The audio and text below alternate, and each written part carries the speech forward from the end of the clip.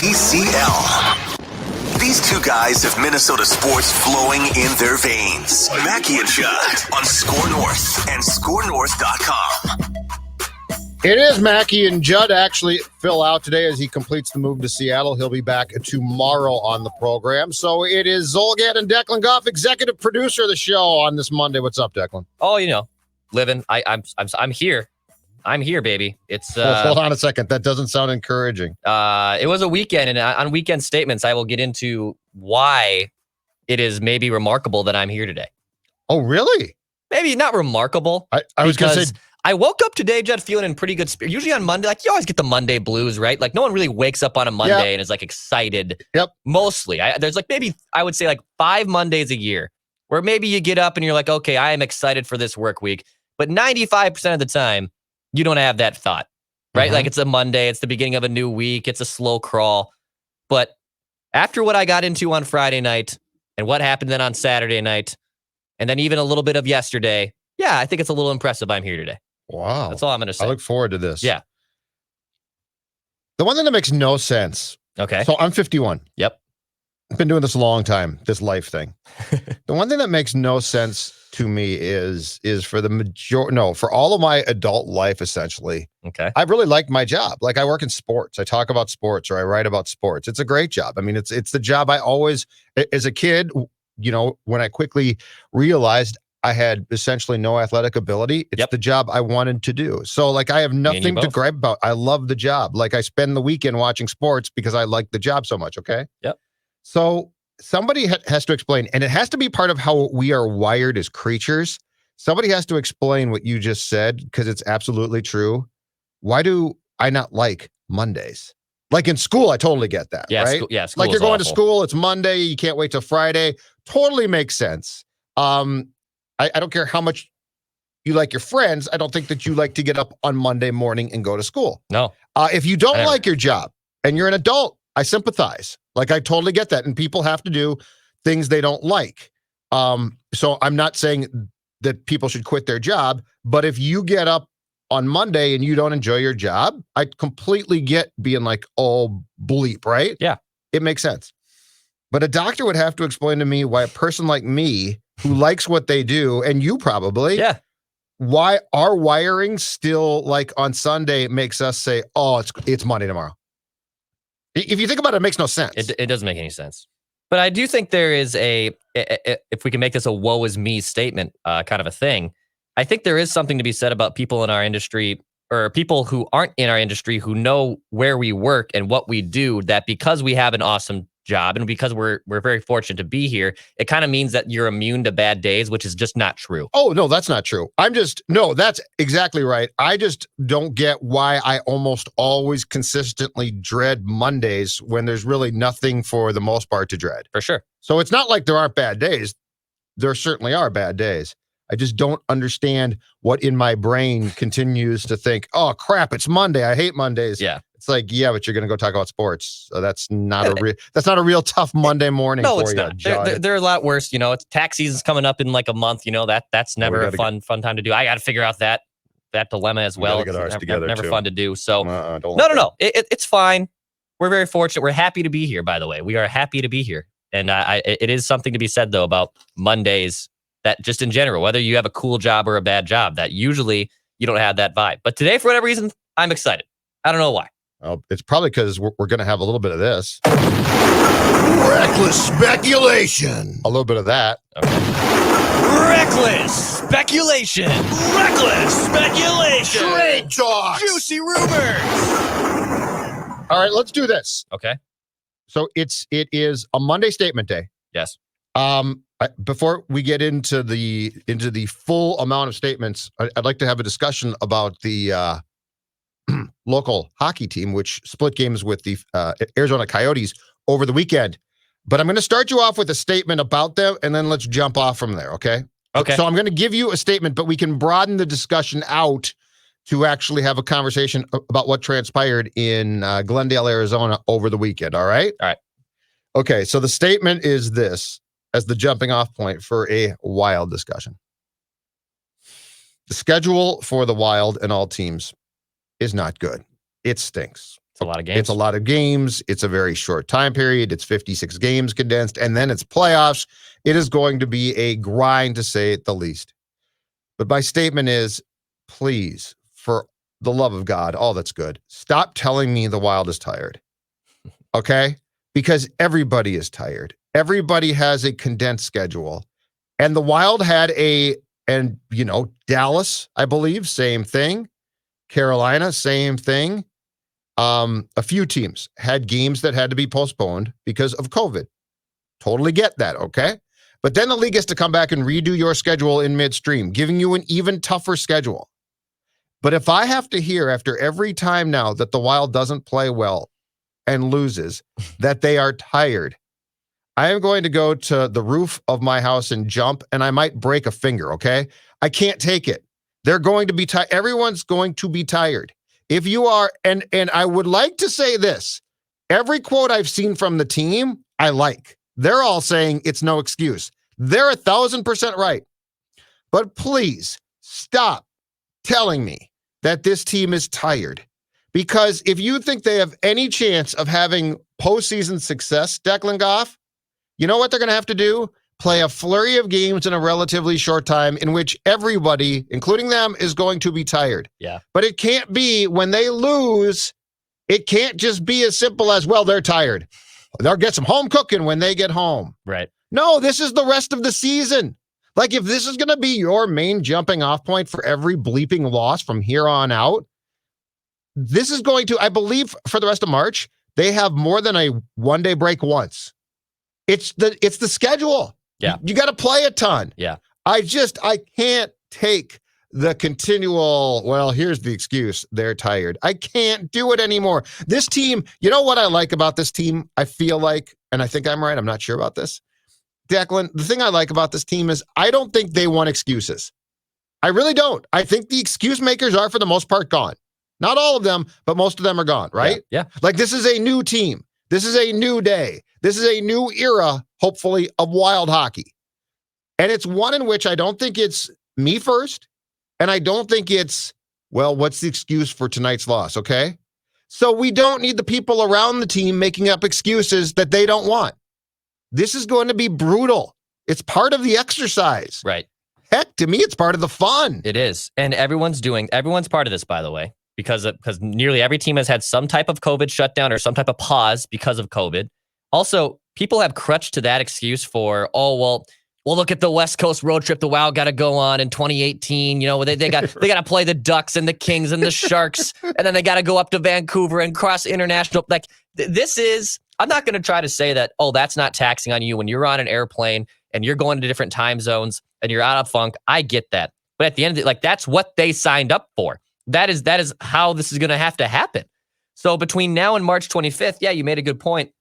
The Wild don't have more than 1 day off between now and March 25th. So that is the next 17 days. Over the next 17 days, the Wild only have 1 day off between games. Then they get a little bit of a pause. They won't play between the 25th and 29th. And then once again, the schedule ramps right back up. So they'll have 4 days off after the 25th between their next game on the 29th. And then in April, it's the same thing. They're basically playing every other day, if not playing back-to-backs. And that's the belly of the beast, dude. It's going to... What is the Herb Brooks expression? Legs feed the wolves, gentlemen. That's where we're at right now. Legs are going to feed the wolves. Everyone is going to have to deal with this. And by the way, I think this is fun as hell. I love that there's hockey every other night. Are you not enjoying that there's not hockey every other night? Oh, I love it. Yes. Oh, yes. I enjoy it, but I think we are, or not we, because that's not fair to us. I think some are trying to look for the excuse of why they just lost a game, okay? And they did look tired. That's no excuse. In fact, that is reason to say you're going to need to pick this up because this is now the norm. If you do go down the path of, whoa, we're just too tired, then just go home. Right. Like, I would just tell them, go home. Also, like, if you're done, you're done. By the way, and I know we're about to jump into this here too, but if you're getting off to hot starts, which is what they did on both Friday and Saturday night, and obviously the more glaring one being Saturday, when you jump up to 2-0 lead, and then you blow it, well, if you win that game, no one's saying how tired the Wild are. Hell no. You might get to the third period. It's impressive. And you get in that prevent defense mode, and that's happened already before. And the Wild have been blowing multiple goal leads. If you are a believer that 2-goal leads in hockey don't exist, or it's a myth that the worst lead is a 2-goal lead in hockey. Well, I'm sorry to tell you that I hope you're not watching the Minnesota Wild, because I believe they've blown 3 2-goal leads in the last 5 games. I think that's right. So they have been blowing multiple goal leads a lot lately. But it's not because they're playing a lot of games, and if they win the game on Saturday, then we're not talking about that. We are not talking about how lengthy and how much condensed this schedule has been. So it is an excuse. It's a total excuse. And the Coyotes, by the way, were playing back-to-back games too. Yep. Now they looked like, I thought, utter crap on Friday night. Yeah, they're bad Friday. And then in the first period Saturday, when Dumba and Greenway scored in the first period to give the Wild a 2-0 lead, I thought that the Coyotes didn't look very good. And then they came back and rallied and played well. And that's fine. If you want to give them credit, that's fine too. I do not expect the Wild to win every night, okay? But you can't just fall back on, 5-2 loss. They're going to come back home and they are a tired club. Yes, everybody's tired. It's the purpose of the schedule. Like, this is where we got, and keep in mind, because of the COVID pause, I believe that they were off for like 2 weeks, right? Yeah. A week and a half, 2 weeks. So that's how this works. But they are now, so they play the Golden Knights, first of 2, Monday night as we record this podcast at home, okay? The Knights are in first place, 33 points. Blues, 31 points in second place. The Avs, 28 points. The Wild, 27 points. 2 points up and a game in hand on the Kings. And 2 games in hand and 2 points up on the Coyotes. All right? Yep. If you're going to make the playoffs, if you're going to get that 4 seed, which I do believe in the Western Division, the Wild should. Yes. I believe they are solidly, I think, still the 4th best team in this division. Yeah. You can't have this be, but they got tired. Because I'll tell you right now, if you do that, they're not going to make the playoffs. Right. Like, if that's just if you allow them, and for the love of God, folks, we are finally getting past the excuses here. I don't think Ian Cole wants them. I don't think Everson or Guerin or Kaprizov, I don't think they want the excuses. So don't lay them out there and turn this into the Mikko Koivu, Eric Stahl, Jason Zucker, Nino, Charlie Coyle, to quote Bruce Boudreau, woe is us tour again. We're finally getting past that. We are. Let's get past that, and let's have, as we talk about on this very show for the Vikings decks, let's have expectations here. That'd be nice. And the expectations are, you're not a great team yet, but you're tracking in the right way. And the expectation is that you are going to become a championship contender at some point. I'm not saying that you're there, but this is all about laying the groundwork. And the groundwork that got laid for the previous collection ended up being, it's about me, good enough, what's the excuse? You really want to go back there? No, I do not. And does the fan base? I mean, do you really want that, folks? We have seen this team now for 20. It's year 20. And this was not true about the Jacques Lemaire teams, but how long has this franchise been the what are we going to do collection? 10 years? 8 years? Like, we're getting away from that. Let's every one of us who watches this team take a long step away from that. I'm not saying that you got to rip them, but let's not give them a fallback that even they don't want. I just can't take it. It is kind of funny, like, and it's not to rag on the fan base necessarily, but last week this time was, they tried hard, they just couldn't get the W. And then 5 days later, it's, we're tired. We're tired. But it's not them. Everyone's tired. It's the outside. Everyone's playing games. Everyone's doing this. It's the outside influences saying that. That's what's driving me crazy. They don't want you to say this. No. Like, they don't want to hear this. They don't. There was a whole collection of, if you want to bring them back for an old timers game, we can find those guys. Koivu's retired. Stahl should be. He's in Buffalo doing a God knows what, but that's a complete mess. Yeah. We can bring those guys back for a celebration, a 5-year gathering of the Woe Is Me collection. Like, let's do that. That's fine. You should get t-shirts. I don't want us to keep going in the direction of it's okay. And You don't have to rip him. You really don't. I'm not saying go scorched earth.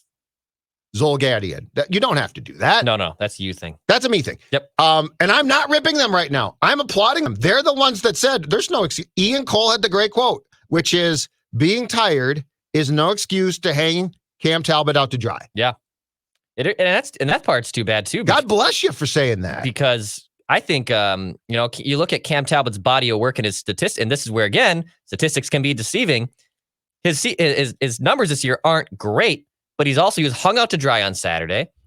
And I will be excuse maker for him that the fact that he got off to the nice start to the season, he gets hurt, then COVID happens. And with the goalie, it's hard to get into a rhythm. So then he's kind of put into a tough spot. Capo Kakinen starts playing very, very well. At the same time, you have a bunch of slew of games where there's only one day off and you have a bunch of back-to-backs. So you really can't be in the business of running out a goaltender on back-to-backs and 90% of the time. So they need Cam Talbot to be good. And that loss, and at least in my opinion on Saturday, had nothing to do with Cam Talbot. Little to do with Cam Talbot. I won't say he allowed 5 goals, so I can't say he was not completely at fault. But yeah, they collapsed. They absolutely collapsed. They after a strong first period, they basically again went in prevent mode. Yep. And I don't know if it's prevent mode or did they just, because Evanston seems to have this philosophy of playing a fast-paced game, even though I don't know if they have all the horses to do that. They're unlocking their defensive players into the offensive zone. I know you were noticing that. We were talking about that this weekend. I just love that. That they have this reckless philosophy of being an offensive first team, but then they just get comfortable, and then there's no foot on the gas pedal, and that's it. And it's frustrating. Yeah, and they are not there yet. They are not there yet. There's no question about that. I just like how they're tracking. And yes. I just don't want to go backwards. I know. But I mean, they are not there. There are a slew of guys on this roster who will not be on this roster when this franchise gets really good. No question about that. Well, yeah, I mean, the majority of their forwards are UFAs this year. Yeah, a good selection of them. Bukestad, yeah. Bonino, Johansson. There's a good chance none of those guys are back this year. Yeah. The only veteran that I don't know if his contract is up or not, but I really like what Cole has brought as far as a stabilizing blue line presence. Yeah. But Bonino. Yeah, no. I think of all those vets. If you were to rank all those vets that came in that are the UFAs, it's Ian Cole's made the biggest impact, and the guy was traded for 5 games into the season. And that's a good trade too. That was a great trade. Last Wild thing, okay? Because I tweeted this during the game on Saturday, and I think for a long time the Wild clearly made some questionable moves and things didn't go great. And there were guys that came here, i.e. Vanek, who were extremely disappointing and in my opinion not engaged as they probably should have been, Dex. But I tweeted this on Saturday, and I do believe it's one of the bigger breaks that the Wild has gotten, and it involves the trade that Paul Fenton tried to make with the Pittsburgh Penguins a few years back before Guerin was successful in February of 2020 in sending Jason Zucker to the Penguins. And that is when I believe it was would have been June of 2019. Yeah, it was in the summertime. Is that right? It was in the summertime, if I remember right. Fenton worked out a trade with Pittsburgh that would have sent Zucker to the Penguins for Phil Kessel, who would have had to waive his no trade clause. And he said, no, I won't. And he then was dealt to the Coyotes. I don't think we talk about enough about what a tremendous break that was, that he said no. Because if anybody fits in, and Phil Kessel's talented, I get that. But if anybody fits in with the old school Wild, with the, yeah, I had a bad game, where are we going to eat tonight Wild, with the old, did I get mine? Hey, hold on a second here. I'm going to, score sheet, right? Oh, yeah, we lost. No. I'm not going to look at the score sheet to see what the final score was. But what did I get as far as shots? What did I get as far as points? It's Phil Kessel. I think it's it's a starting point of potential breaks that this team got, because I think Phil Kessel would have been a poisonous presence that would have continued down a path. And I don't know he'd still be here by now, but I do think that when you make a trade that lands you a first-round pick, a prospect defenseman who might be damn good, right? Yeah, I think he has the makings of it being very well. That trade that Guerin made, to me, in so many ways was a positive. And I don't think that there would have been anything positive about a Phil Kessel trade to the Wild. No, and I know some people are going to say, well, wait a minute. You guys have been praising Paul Fenton for what he was been able to do, getting a Kevin Fiala and starting the tear down. And that was his goal. He wanted to tear it down. He wanted to tear it down so bad that he almost made a very poor trade. And thank God that it was actually Phil Kessel that stepped in, not anyone in the Wild office that said, no, I'm not doing this. And yeah, Phil Kessel is the perfect example, I think, of I'm going to take care of me first. I worry about my paycheck. I want to be comfortable. And look, he's already had success. He won, I think, a couple cups in Pittsburgh, at least one, if not two. But he disappears now. And now the Coyotes, I barely saw him. Yeah, he's buried. He's just buried in Arizona, and he's cool collecting his paycheck. And that would have been disaster. And you got a first-round pick, which you get this year, and Kalen Addison, who looks like he has the makings of being one of your next stud defensemen, which the Wild have been pumping out for the last decade. So yeah, it was a good thing that Phil Kessel blocked the trade, because I think it's a great thing. Yeah, I can see that here. I can easily see him here being, hey man, this is great here. I love it. Minnesota. It's great. Great building, great fans, state of hockey. What, I got to work? I think it's a tremendous project. Yeah, it was a great move. Statement time. But before we get to statements, Declan Goff, you have an exciting opportunity to tell our podcast listeners about. I do. March is Pick Your Prize month, and starting today, in fact, I have our first winner as I pull it up as well today from Pick Your Prize month. So between March 8th and March 26th, one person will win $100 from us here at SKOR North. Right, $100. Want $100? That's not bad. Hard seltzers. Yes, I would like $100. What else would you get with it? You can do whatever you want with that $100. I don't care what you do with it, but every day between March 8th and March 26th, one person will win $100, and then every day for that person who wins, they get entered into another drawing, and they'll be entered for a $10,000 prize pack. A $10,000 prize pack from one of our 9 partners here at SKOR North. Whoa. All you have to do, this is very simple, folks. All you have to do, you open the SKOR North app. You see this little phone right here? You get a SKOR North app. Yep. I don't have the app up right now because I have the winner's name on my email, but you open the SKOR North app, you register, you enter the Pick Your Prize contest through the listening rewards link in the app, and you can register daily if you want. And I have our first winner. Okay. Our first winner, let's hear it, for Monday, March 8th is Michael Howarth from Apple Valley. So Michael in Apple Valley, congratulations. First off, you win $100. Congratulations, dude. And then second, you're now entered in the $10,000 prize pack that we'll do at the end of the month. So we'll have a new winner every day. We will be shouting out a new winner every single day. And it's also, this is app madness going on. People are registering for the app. Thank you to everyone who has registered on our app. We're actually, believe it or not, Judd Zolgad? Yep. As it stands right now, is at 10:30 a.m. as we're recording here for Mackie and Judd, SKOR North has the most new registered users among the local cluster here in Minneapolis, St. Paul. So continue to support us. For SKOR North, My Talk, KS95, we love you guys, but thank you so much. Again, Pick Your Prize month one more time for you. Enter through March 8th and March 26th. One person wins $100. That person will be also entered for a $10,000 prize pack. Open the SKOR North app, enter the Pick Your Prize contest, listening rewards, and you can register daily for $100 and then a $10,000 prize pack for each time you win daily. Our listeners are so smart. They are. They're genius. They're genius.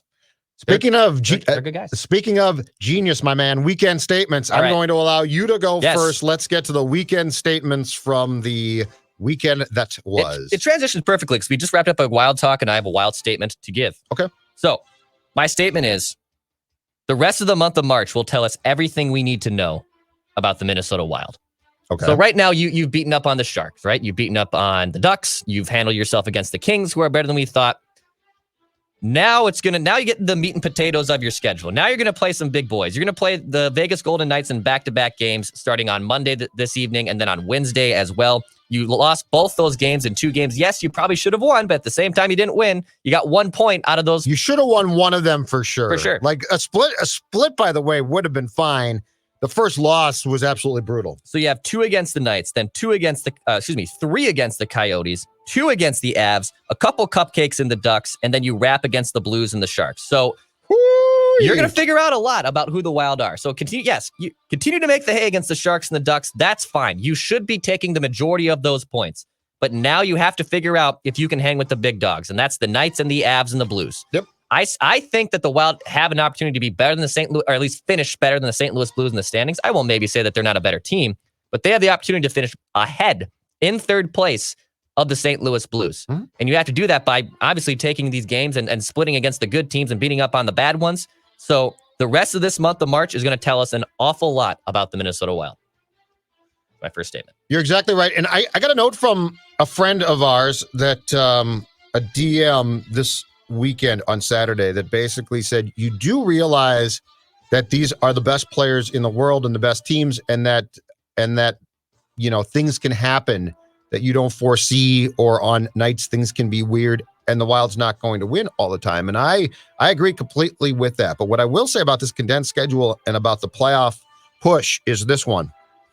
I still don't think that you can lose last Monday's game when Parise overstayed his shift and welcome on the ice, Declan. Mm-hmm. That's the type of game. Look, the Wednesday night game is going to happen. You're going to play well. There's going to be a huge faction of your fan base saying you were robbed. You should have won that game. Look at how well the Flower played in goal, right? Those games, that's hockey. That's going to happen. Completely get that. But Monday can't happen. You blew that game. Yeah. Like you gifted that game back to the Golden Knights. So I think there's a difference between expectation of, well, you should win all of these games, which clearly is going to be a non-starter. And look, Saturday, the Coyotes, last two periods, played well. Good for them. The only thing I'm saying about that game was I don't want to hear the excuses about they're tired. But yeah, the Coyotes did. They came back and had played basically 4 periods of bad hockey and came back and played well. But the poster child for me, if you would ask me, what's the game that you can't lose? Monday night, Vegas, you're up by 2, relatively late, right? And you blow it. That's a bad loss, and it's unnecessary. All right. Statement 1 from me. This is juicy. All right, here we go. In fact, this is so juicy, we're going to double dip on Mackie and Judd, Declan, and then Purple Daily. Oh, wow. Because this is going to get interesting, and we will be expanding on this in Purple Daily, so if you don't get enough here, certainly go there and check it out. Vikings fans need to accept the Daniil Hunter situation is about to become a big issue. Ooh, boy. With the contract, okay? And I give you Exhibit A, and if you dismiss this, keep in mind, you probably dismissed all of the Stefan Diggs stuff until the very day last March that he was traded to Buffalo. And yes, it worked out because the Vikings were fortunate to draft Justin Jefferson, but you never want to purposely lose a good player, okay? So, don't give me well, if they have to trade Hunter, they'll do just as well. You don't know that. I don't know that. But Daniil Hunter over the weekend, I think it was on Friday. Yep, I saw him. A Twitter account that is active, but I wouldn't call it super active as far as engaging back with fans or retweeting stuff. He retweeted not 1, not 2, but 3 different things about essentially his value, about how much a team would like to have him. I believe the Raiders had a fan that tweeted that. And then there were 2 from the Titans, but one involves a story from Arif Hassan in The Athletic, which did a very good job of simply painting what's going on. So it was not an inflammatory story, but it did a very good job of laying out the circumstances that trace back to the Ian Rappaport NFL Network tweet from last October, saying that unless Daniil Hunter is the highest paid defensive player in the league, he has played his last game as a Viking. And we all talked about that at the time, but it was October. And so you're like, oh, that's back burner stuff, right? Daniil Hunter retweeted somebody that chimed in about Arif's piece, and that's on his account as well. So by the way, just to clarify, he liked these tweets. Or he liked, okay. A little different than retweets, but he liked them. So he liked a tweet about Titans Tape, who quote tweeted Arif's article that said, "I'm listening." And then also a Raiders account that said, "I'm all eyes, I'm all ears," that the Raiders are building something to make a trade for a defensive side of the ball. And he liked that one because some fans said 6-year productive veteran who's only 26-year-old, give me Daniil Hunter. He liked that. Mm-hmm. Oh, what does it all mean? I'm curious. You can't dismiss it. You can't. That's the point. And he still wants to be, the Rappaport report is not wrong. Now, have things changed? I don't think so. I don't know. But what Rappaport reported in October, he got from it's Rappaport. the Hunter camp, okay? Yeah. So this is not it means not, it's some fly-by-night NFL insider who doesn't know jack. That's not the case here. Seeing Rappaport. This is about to take off. And the most important thing I think that we can say is this one. I don't take sides here, Dex. I see it from both sides. The salary cap, which we don't know yet exactly where it's going to be set, but I would imagine, so the floor would be 180. I would guess it'd be around 183 or so. But the salary cap is coming down significantly. Danielle Hunter is coming off neck surgery and wants to be paid. I don't blame him. I don't blame the Vikings for saying now is not the time. I don't know where this lands. And trading Hunter is a worst case for sure. But I'm telling you, this situation now is about to take off. It is. And we were it's not just going to end with him, I don't think, saying, you know what? I got 3 years left. You guys are right. I'll be quiet now. I don't think you are liking tweets because of that. Correct. And I think, to be honest, I think the Vikings have all the leverage here. I know Danielle might want out, but the Vikings have the leverage for two reasons. Number one, you're coming off neck surgery, Danielle. And I'm in the camp. I'm not as much doom and gloom about that. I understand why you are. I understand why anyone else would be. It's a neck. It just worries me. It's a neck injury. It can't be dismissed. 100%. Yeah. I still think he's 26 years old. He's proven that he's one of the best defensive ends in the league. But at the same time, you're coming off a season-long neck injury. You want to be paid. You have a contract. You have to bet on yourself a little bit here, Danielle. And unfortunately, that's where you're at right now. So the Vikings control it what they want to do. So I'm curious where it goes. But he could not. He could say, I'm not playing. He could. And if he says that, and the thing too about pro sports in 2021 for the most part is star players have the ability to force their way out. Like they can make your life miserable. They do. Yeah. And I always love the tweets I get back about, well, if I didn't show up for work, they would, well, yeah, because I hate that. Because you or me do something where we can be pretty easily replaced. Do you think Danielle Hunter or any athlete goes around and says, man, I wish that plumber who makes $65,000 a year would make less money?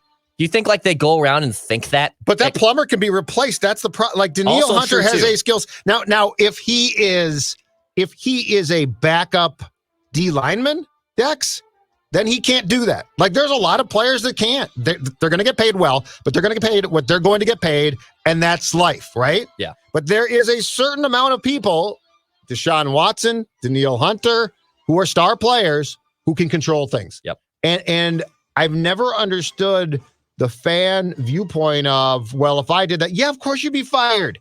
But unless you are in the top percentile of your profession, right, like one of the best, and you do something that I can't find a guy or a gal on the street that they can do, sorry. So anyway, the Danielle Hunter situation, I think, is just starting up. All right, my second statement, I told you off mic that I have 2 of 3 non-Minnesota sports statements here. So this one comes from what happened last evening. So there was a wrestling pay-per-view, Judd, and my statement is exploding barbed wire death match. I'll say that again. Okay. Exploding barbed wire death match.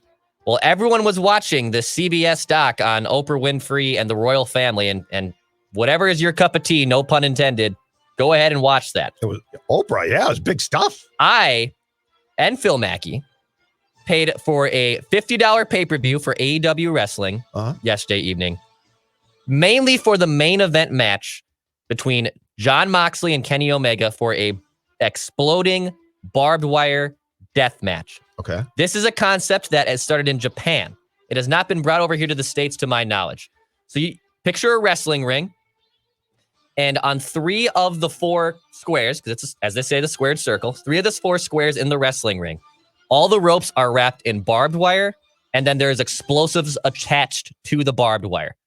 And every time you hit the ropes, now, if you're a wrestler, your main objective is to take bumps. It's called bumps against those ropes to fly off the ropes and do whatnot. But if you touched one of these 3 sides, you would literally get electrocuted. You would get electrocuted. So wait, it is exploding, or it's just hot wired? It was more like hot wired, and it was fireworks. But it was still pretty damn crazy because barbed wire. So there was that would hurt by itself. And around the ring, there was 3 tables too that were set up like this. Okay. Now, here's the thing. So it was also the ring was a time bomb, if you will. So after 30 minutes, the ring was going to explode. That's what they teased. So the match ends about 25 minutes in. They get Omega pins Moxley 1, 2, 3, but there's still like 5 minutes left before the ring explodes. So they're still beating up Moxley after the match has ended because the timer's going down. Right? It's like a Die Hard film. Well, then at the end of the match, so they're supposed to stay in it. Yeah, they're supposed to stay in it. So at the end of the match, the bad guys get away. And then Moxley's in there, and one of his buddy comes in to like lay on top of him to stop this explosion. And unfortunately, whoever rigged the final explosion, and again, it's wrestling, it's staged. Yeah. It was like 5 Roman candles going off, and that was it. And it was a complete dud. So like the final explosion of the ring supposing to explode, I can't play the video because we can get a copyright claim. So I can't show you the audience. I can show it to you off mic. It literally just flew up 4 Roman candles, and that was the explosion. And everyone on Twitter and everyone was like, "What the hell?"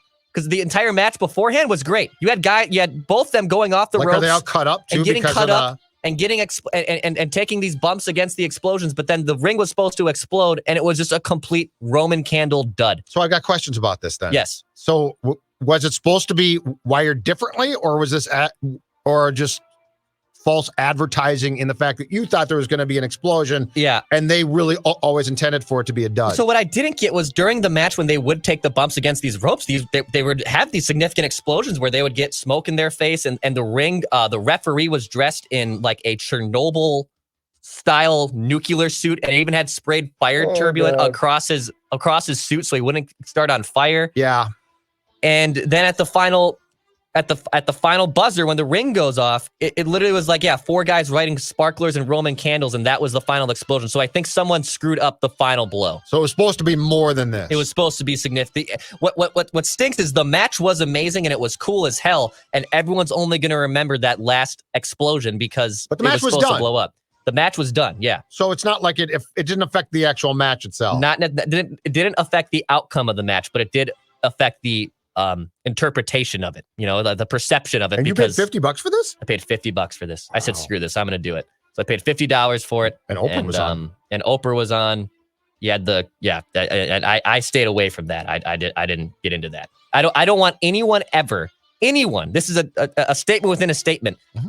Never come to me that, how do you watch wrestling? If you watched what happened if you're watching Oprah and CBS and you're watching that, and then Megan revealed a lot, man. Congratulations. Everyone knows, like, the royal family might not be very nice. Whatever you want to watch, but don't ridicule me for watching wrestling. If you're obsessed with the co-star from Suits, a drama on USA Network exposing the royal family, don't come at me with that nonsense. Is all I'm trying to say. You're very defensive. I'm sorry. You're up. I need a break. All right. Statement 3 for me. The Wild needs to make its reverse retro jerseys permanent and design a dark one that they can wear for home games. And all they have to do is change the numbers on the back of the white reverse retros to green. The yellow is too hard to see. And by the way, LaPanta chimed into my tweet and agreed because you can't see the numbers well enough. Okay. But anyway, the jerseys are that good. It's easily the best. They've finally found a jersey, and I know it's a tribute to the North Stars. But beyond that, it's just the best looking jersey they've had. Like their name doesn't lend itself to like the forest green. It doesn't look that good. Okay, no, it doesn't. Like they've come up with a color scheme and a look that actually is really good. Keep it. It should be your jersey. Like you've hit on something here that goes beyond just a merchandising. We can sell this jersey. All you have to do is make the colors green because from a TV standpoint, trying to watch at home is very difficult. I can't see the numbers. I know I'm old, but I have gotten confirmation from others that seeing the numbers because they're yellow based, I believe, make it difficult. Look, I used to do some hockey play-by-play back in the day at St. Cloud. It's the most difficult play-by-play to do by far. Oh, yeah. Actually, that and volleyball. Volleyball is also very tough because you have to be immersed in the sport of volleyball. I was going to say, I don't know enough about it. That one's tough too. But with hockey, the hardest thing, and especially when you're doing prep, if you're doing high school, I mean, and a lot of those kids are small, and they got the Jim Dowd look where it's tucked in halfway below their breezer, and you can't tell if it's 34 or 44. The numbers on the jersey are very, very important. I don't have an issue with it, but I'm not calling the game. I think they're sweet how they are. Oh, I like them too. Yeah. I'm just saying it's the one change. Okay. But they have found a jersey, in my opinion, that absolutely works. And there have been a lot of their jerseys that have been A, criticized, and B, I just don't think that they work. They've finally found something that I think absolutely works. Keep it, design a home one, move on. Okay. Third statement from me here. We're gonna get a little personal here. Yeah, I'm curious to hear this one. My statement is, if you're going to have deep conversations about life, do not mix in 5 tequila shots. So. You should have called me to ask this question because I could have saved you this pain. So, on Friday, I went and swung some golf clubs. Went and played some golf. Did a little top golf with some friends. Yeah, very exciting. Then I came back to my place, went to a local establishment, and me and my friends started getting into some deep life conversations. And then, lo and behold, start talking about some dead parents, start talking about breakups, start talking about some heavier stuff.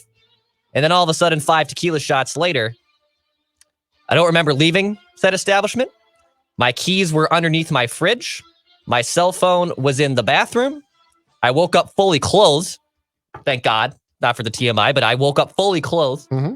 And I experienced one of the worst hangovers of my entire life on Saturday. Why did you do this to yourself? And you are the guy who endorses Corona Hard Seltzer, which is what you should be. That's what I should have stuck to. But that's what you should be drinking. That's what I should have Corona just Hard stuck to. Seltzer is good for a variety of reasons, including you wouldn't have this story to tell. You would remember Friday night. I would have had. In fact, that should be the slogan. Remember Friday night, drink Corona Hard Seltzer. Drink Corona Hard Seltzer. Seltzer. Yes, because you'll remember Friday night. Corona Hard Seltzer's never let me down like the tequila did. Why did you do this to yourself? I don't know. Well, what happened was you're almost too old to. I was with 2 of my friends. It was a college move. And it was a college move. This was totally a 19-year-old. I could have done this 9 years ago. Oh, I've done stupid things. And I probably would have woke up hurting, but not to the extent I did. But you learned your lesson. But you should have learned back then. I should have. I shockingly did not learn my lesson. But I think it was because the 2 people who I was with, they were they're roommates, and they were getting into it about roommate dilemma, and I was the third wheel here. So I was kind of freaking out, and I was uncomfortable. So what do you do when you're uncomfortable? I guess I'll just start drinking more. And, well, sure, but you could have. It's not the drinks, or it's not the amount of drinks. It's the drinks you chose. Correct. Like if you don't do shots, you're probably okay. I probably would have been all right. And I had a couple beers. I was drinking a couple Corona Hard Seltzers, and I was drinking some beverages. But But then nope, the five tequila shots put me over. Who started the shots? My friend Mary did. You see, it was her fault. See, you got to put your foot down at that point and say, "I don't do shots."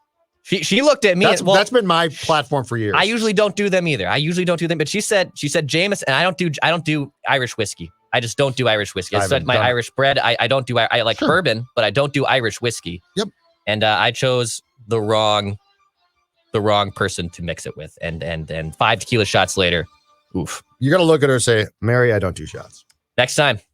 I don't do shots. I'll let her anymore. know. I'll let her know. If you want to do shots, that's a you thing. Yes. So that's my statement. Well, I'm glad you're here. Thank you. I'm glad you made it. I'm glad you're here. And by about Sunday at 2:00, I was back to full strength. But it was about a 36-hour recovery. It was rough. Wait till you're my age. Yeah, that's what I got. That's what I got back. Wait till you're my age. That's what I got back. My next statement. Transition. The NBA playing an all-star game was the most unnecessary thing done by a sports league during the pandemic. And I know it brings in revenue of some sort. I know TNT loves the fact that they could combine it with a halftime slam dunk contest. And I think there's a pregame skills competition. I know all of this, okay? But it was the single of all of the stuff done, pandemic in sports, right?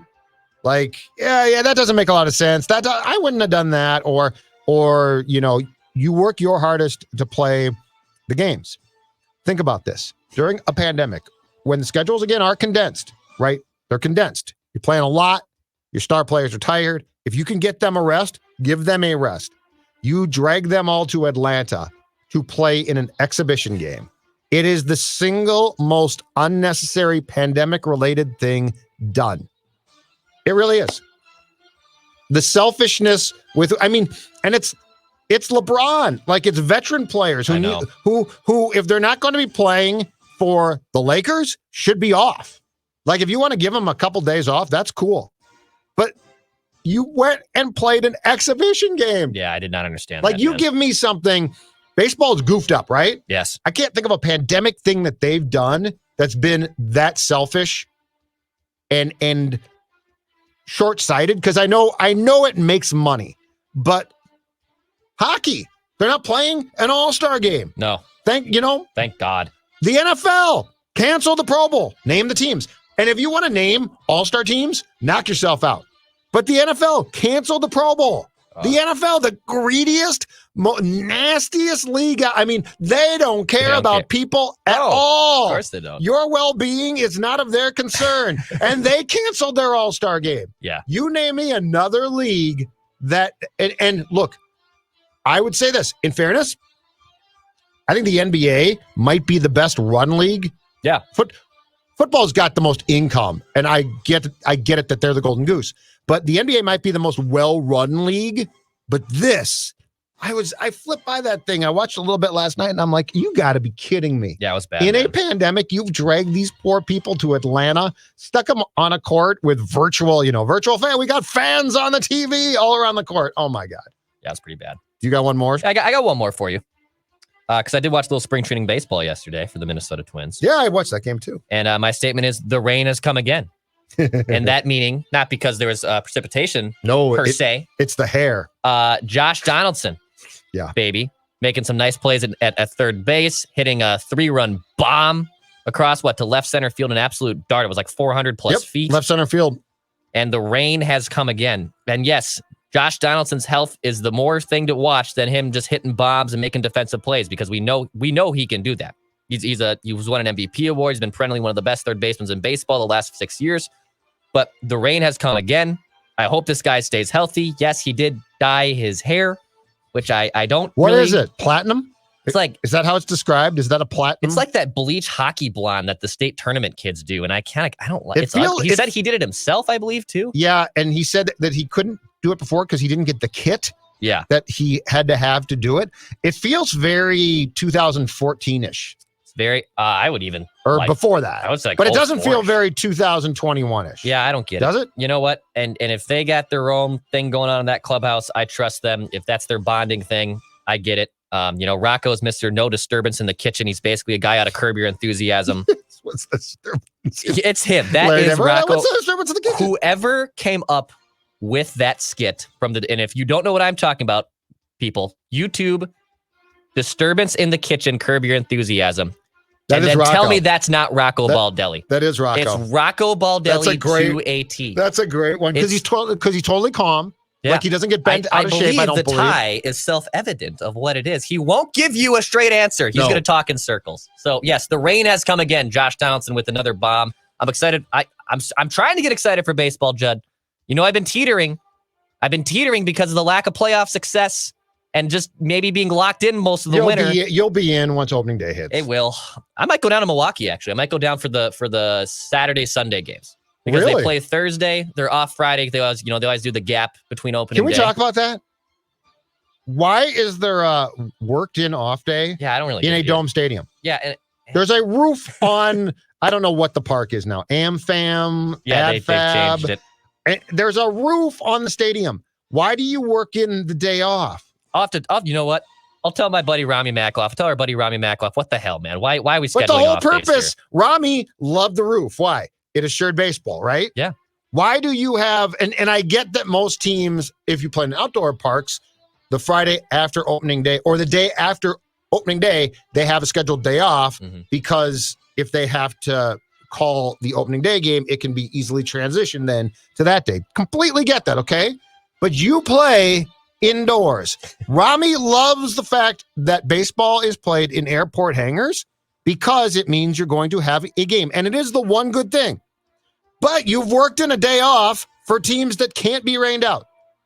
Yes, somebody has to explain this. And I like Miller Park, by the way. I know it's got. I do too. I know it looks like truthfulness. It looks like Terminal 2 here at MSP. That's fine. Well, it's a terrible. I don't like it from the outside. But it's a great place inside. I like it. It's a great place. But yes, the rain has come again. That was my my final statement. Yeah, here's my question about the rain. What is our confidence that Donaldson, what's our confidence of how they're going to use him? And I think with their whole lifestyle choice of rest and recovery that they will try to be smart. So I don't think that they're going to try and abuse him out of the gate.